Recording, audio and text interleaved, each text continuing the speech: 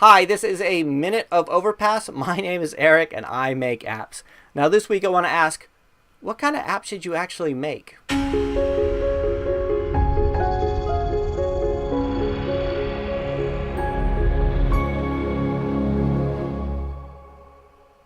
Okay, so what kind of app should you make? Now you might be at the beginning stages and you have a few ideas and you haven't created an app yet and you're trying to think, what kind to make. And I'll just give you some of my my experience on this. We've done both, normal apps, utility apps, and we've done games. So what I find is that games are much more difficult to do. Not only are they more difficult to do in terms of coding and think of all the eventualities and making sure they're fun and not too repetitive, but you also can't charge very much for them. You're talking about 69p, maybe a pound, or you try to make money through ads, and you have to hope that it really goes viral. You have to hope that it really catches on.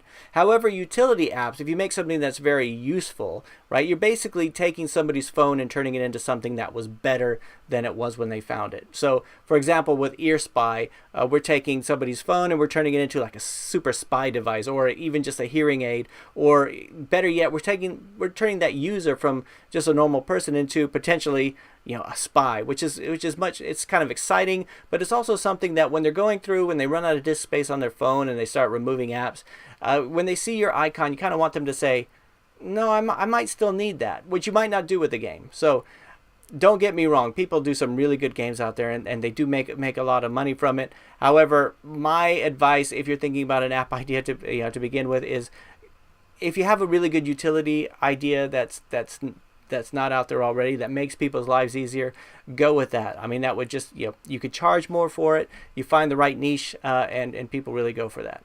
So that's it for this week's Minute of Overpass. Now, if you're watching this on the iTunes podcast, please leave a review. Love to hear what you have to say. And if you're watching this on the YouTube channel, please subscribe to the channel so we can let you know what we think each week.